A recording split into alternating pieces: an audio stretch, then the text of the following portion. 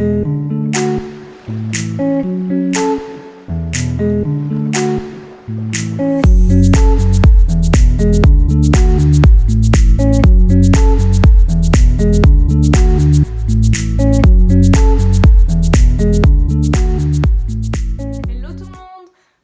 se retrouve pour une nouvelle vidéo. Cette fois-ci, ça sera une vidéo par rapport à Uganda. Comme j'ai fait pour Uka et pour Ruby, ça sera une vidéo qui présentera 10 faits sur Uganda. Alors c'est parti. Fait numéro 1. Uganda est très immature. Elle a le même âge qu'Uka. Et c'est vrai que quand on les compare toutes les deux, Uganda, on la compare souvent à un poulain parce que elle a le comportement d'un poulain. Elle est très soumise, très dépendante des autres. Même quand je la monte, elle manque énormément de concentration. J'ai l'impression des fois de monter sur un poulain de 3 ans qui vient juste d'être débourré. Elle regarde tout ce qui se passe autour. Elle manque de concentration, elle fait pas attention des fois aussi quand je lui demande quelque chose. Bref, c'est une jument qui est très immature auprès aussi. On a remarqué ça, elle est très joueuse. Voilà, elle nous fait rire. On a l'impression des fois qu'elle redécouvre la vie. C'est assez amusant de la voir faire. Fait numéro 2, Uganda est une fausse calme, vraiment. Quand on la prend en main ou quoi, des fois elle marche un petit peu entrée dans les pattes et tout. Même à la monte, souvent en détente, elle est assez molle, elle met du temps à se mettre en route, tout ça.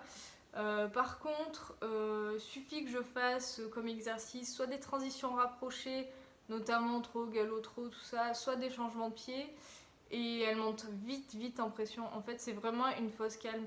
Elle va mettre du temps à se mettre en route et tout, et par contre après il y a des fois où elle chauffe vraiment beaucoup, et voilà, c'est très contrasté. Il faut apprendre à gérer ça entre le fait qu'elle soit très molle en début de séance et qu'elle peut très vite chauffer justement sur certains exercices.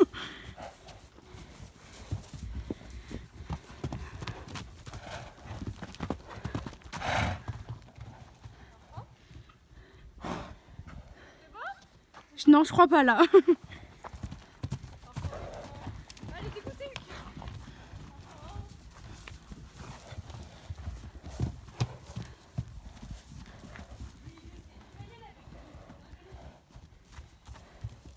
Enfin, mais Uganda, elle se calme pas, hein.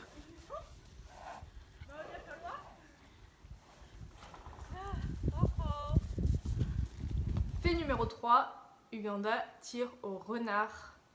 C'est quelque chose que j'ai horreur. Ruby et Uka ne tirent absolument pas au renard, c'est quelque chose que j'ai travaillé, que j'ai fait attention. Ruby avait tendance à le faire un petit peu, ça y a passé avec des exercices d'éthologie, tout ça. Voilà, j'ai fait ce qu'il fallait justement pour y faire passer. Le souci, c'est qu'avec Uganda, et voilà, j'arrive pas à y faire passer. J'ai essayé énormément de choses, elle m'a cassé je ne sais combien de longes. Souvent, ce que je fais, moi, c'est au débourrage. Même avant, voilà, vous pouvez le faire sur vos poulains. Je mets l'icole avec une longe qui traîne par terre. Je laisse les chevaux marcher avec la longe justement qui traîne par terre, sous surveillance par contre. Et du coup, voilà, ils marchent sur la longe, du coup ils s'attirent et donc ils vont réfléchir. Alors souvent au début, ils vont peut-être péter les longes ou ils vont tirer un peu comme des bœufs. Mais voilà, normalement les chevaux vont réfléchir au bout d'un moment. Et il y a donc cette méthode-là. Il y a la méthode aussi de faire une prise de longe nous-mêmes en tirant d'un coup sec, en faisant attention quand même au chanfrein. Et du coup, ça crée une prise de longe, les chevaux se défendent. Bref, il y a plein de méthodes. J'ai tout essayé avec elle. Et il n'y a rien à faire. Dès qu'elle sent une prise de longe à la tâche, je précise, c'est fini. Elle peut vraiment se faire très mal et j'y fais vraiment très attention. Sur tous les exercices que j'ai essayés, il n'y a rien qui a marché. Elle m'a pété tous les mousquetons, elle arrache tout. En fait, elle cherche pas à réfléchir, elle tire et voilà, c'est quelque chose que j'ai essayé de résoudre. J'ai même essayé de résoudre ça en communication. Il n'y a rien à faire, franchement, ça marche pas du tout. Fait numéro 4, du coup Uganda, elle sort seule en extérieur en balade, mais c'est compliqué. Enfin, honnêtement, au début, je pouvais que faire des petits tours. Je l'ai beaucoup sorti avec d'autres chevaux et tout, parce que voilà, c'était compliqué. Après, j'ai commencé à sortir seule. Quand on fait régulièrement le même chemin, le même trajet, ça va. Par contre, dès qu'elle va pas trop connaître et tout, elle est ultra sur l'œil. Enfin, elle sursaute vraiment pour un rien, pour une feuille qui vole, un oiseau qui chante. Enfin, c'est pas toujours simple. Et d'ailleurs, du coup, on est tombé ensemble en extérieur. Je crois que ça a été ma plus grosse chute. On marchait tranquillou, enfin voilà, dans le village, c'était à Agna, mes anciennes écuries. Et elle a eu peur de gamins qui sont sortis en criant et en courant. Et du coup, elle a fait demi-tour, on était sur le goudron et elle a glissé, donc on est tombés ensemble en fait. Du coup, voilà, donc moi j'ai eu une fracture au niveau du métacarpe. Et elle a eu de grosses égratignures, de gros coups, mais rien de cassé, rien de bien méchant, évidemment. Voilà, elle a vu l'ostéo et tout ce qu'il fallait derrière. Mais voilà, pour dire que c'est pas simple, j'y travaille très très très régulièrement. Je la sors un maximum quand même parce que je suis pas pour tourner en rond en carrière non-stop. Mais bon, je prends sur moi parce que je dois avouer que des fois elle me fait un petit peu peur aussi. Fait numéro 5, et je pense que c'est un petit peu lié, Uganda est une jument qui est très vite stressée. Le changement, c'est vraiment quelque chose qui l'inquiète énormément. Le changement, ça va être changement d'écurie, ça peut être le changement de pré, le changement de copain, enfin beaucoup de choses qui la stressent. En concours, je trouve qu'elle le gère plutôt pas trop mal, le stress, franchement ça va. Par contre, ça va être au quotidien, dès qu'il va y avoir un changement, ouais, elle le gère mal. Du coup, elle a une séance de shiatsu et tout pour essayer de gérer ça. Là, j'ai commandé aussi de la gémothérapie pour elle, du coup, pour apprendre à mieux gérer son stress. Voilà. Elle est comme ça, je le sais, on essaye de faire au mieux, j'essaye de perturber au moins possible son quotidien. Mais bon, c'est pas toujours simple et du coup, il y a des fois où on est obligé de faire des changements.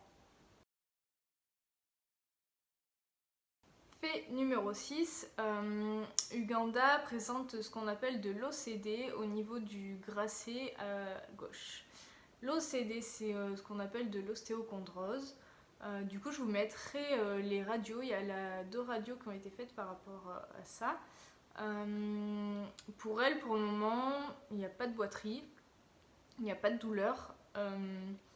Elle présente une légère irrégularité au niveau des postérieurs, du coup elle engage un petit peu moins avec le postérieur gauche. La veto pense que ça peut venir de là, l'ostéo est pas tout à fait d'accord, la physio non plus n'est pas tout à fait d'accord, il pense que ça vient d'ailleurs, notamment du fait qu'elle contracte énormément le quadriceps gauche, du coup ce qui l'empêche d'aller chercher loin dessous la masse. L'OCD, je peux vous expliquer rapidement ce que c'est. En gros, c'est le fait que l'os soit abîmé, qu'il y ait un fragment d'os qui se détache en fait. C'est souvent aux articulations, il me semble. Après, je vous laisserai quand même aller vérifier sur internet. Pour Uganda, en fait, c'est pas vraiment une OCD déclarée, puisque le fragment d'os est légèrement fissuré, mais il n'est pas détaché. Et d'après la vétérinaire, il y a peu de risques que ça se détache. Après, voilà, ça peut. Elle peut se mettre à boiter du jour au lendemain. Et par contre, voilà, si ça se détache, il y a possibilité de chirurgie et tout ça. Mais elle sera arrêtée au sport forcément. Enfin, voilà, c'est un peu une épée de Damoclès qu'elle a au-dessus de la tête. Mais bon, ça peut comme ça ne peut jamais. Après, moi, je fais très très attention. Je le prends tout le temps en considération quand je le travaille. C'est-à-dire, quand je l'allonge jamais en cercle. Ça, c'est clair et net.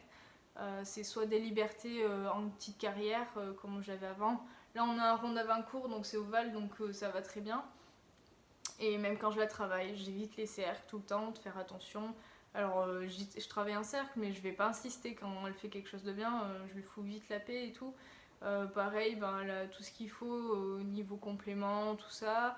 Elle a les séances de physio avec la boue marine des fois qui aide un petit peu. Enfin bref, on le prend en compte et on fait au mieux.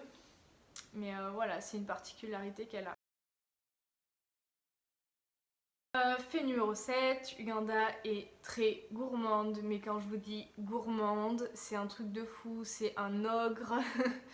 Pour la ration d'ailleurs, je suis obligée de faire hyper attention parce qu'en fait dans le seau, quand je vais mettre ma ration comme tout le monde, elle va tout gober d'un coup, mais vraiment elle va mettre un maximum de bouffe dans sa bouche. Maintenant je suis obligée je mets des sortes de petites, des pierres à sel, des bouts de pierre à sel, des trucs comme ça, pour qu'elle soit obligée de trier et pas tout gober d'un coup parce que j'ai trop peur qu'elle me fasse des engouements, mais c'est un truc de ouf, je vous jure.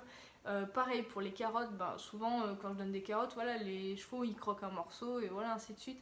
Uganda prend toute la carotte dans sa bouche et elle est vorace, mais vraiment c'est un truc de ouf, elle gobe tout. Mais franchement, la première fois que j'ai vu ça, j'étais hyper surprise. Donc je fais attention quand je la nourris justement pour éviter les engouements un maximum parce que c'est vrai qu'elle gobe tout dans la bouche et enfin des fois elle prend à peine le temps de mâcher quoi. Enfin c'est vraiment un truc de ouf. Fait numéro 8, je vous mettrai une photo du coup avec des explications en voix off parce que voilà. Elle a ce qu'on appelle un coup de lance au niveau de l'épaule droite, du coup il me semble. Ouais, c'est ça, au niveau de l'épaule droite. Donc le coup de lance, en fait, vous le verrez en photo, c'est une atrophie d'un muscle. Voilà. Ça la perturbe en rien du tout. Et il y a énormément de légendes qui tournent autour de ça.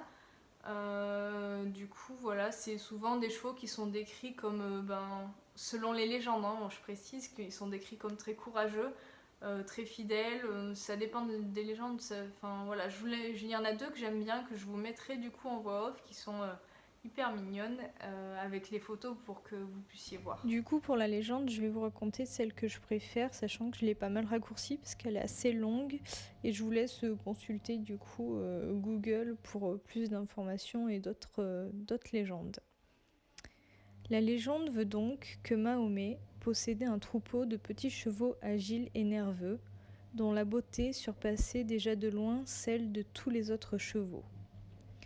Alors que le camp venait d'être dressé au bord d'une rivière, Mahomet décida d'enfermer le troupeau dans un enclos et interdit formellement de l'abreuver. Puis un matin, il ordonna que l'on ouvre les barrières de l'enclos. Devenus incontrôlables, les chevaux se précipitèrent alors vers le ruisseau qui coulait à proximité.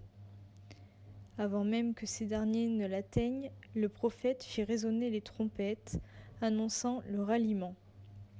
Au même instant, 5 juments se détachèrent du troupeau et, oubliant leur terrible soif, revinrent en caracolant vers Mahomet, prêtes à partir en guerre. Ces juments étaient bien entendu les plus belles, mais aussi les plus courageuses, les plus rapides et les plus nobles. Il décida de les marquer d'un signe bien distinctif. Par la suite, ces juments formèrent les souches des meilleurs chevaux. Ensuite, fait numéro 9, Uganda prend Uka pour sa mère. C'est clair et net. Elle ne fait rien sans Uka. Au pré, elle fait tout pareil qu'elle, elle est tout le temps en train de la mimer, elle se repose énormément sur elle.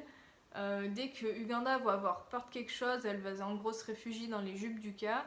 Enfin, c'est vraiment, Uka, c'est vraiment un repère pour elle. Et enfin, moi, j'ai vraiment l'impression qu'elle la considère comme sa mère. C'est vraiment hallucinant. Et voilà, Uka, des fois, ça la saoule un peu d'ailleurs. Parce que bon, voilà, on connaît Uka. Mais ouais, elle se repose énormément sur elle. C'est vraiment son pilier, son soutien. Enfin, voilà, depuis qu'elle est arrivée d'ailleurs, elles n'ont jamais été vraiment séparées, hormis pour les concours ou voilà, les stages, les trucs comme ça. Mais c'est vrai qu'elle se repose beaucoup sur elle. Fait numéro 10 et dernier fait, Uganda est extrêmement maladroite. Oh là là, je vous jure, c'est une horreur. Elle est tout le temps en train de se cogner partout et tout. Enfin, elle fait jamais attention.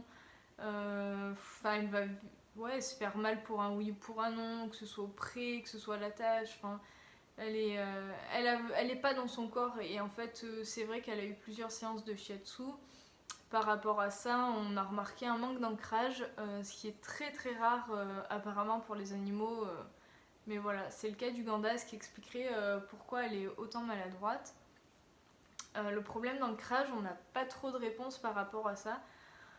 On sait que ça vient de quand elle était petite et qu'il y a eu un problème avec sa maman. On ne sait pas si ça a été à cause du sevrage, voilà, si sa mère a été malade, si Uganda a été malade, qu'il y a eu une petite séparation. On n'en sait rien du tout et moi je ne suis pas là pour juger quoi que ce soit. Quoi qu'il en soit, voilà, elle a un problème d'ancrage, donc on y travaille avec de la lithothérapie. Je ne sais pas si vous y connaissez. Je vous invite à vous renseigner sur internet. Et puis voilà, toujours le shiatsu qui travaille beaucoup. Et on fait au mieux, et ce qui explique sa maladresse et le fait qu'elle soit aussi souvent un petit peu dans sa bulle et dans les nuages, quoi.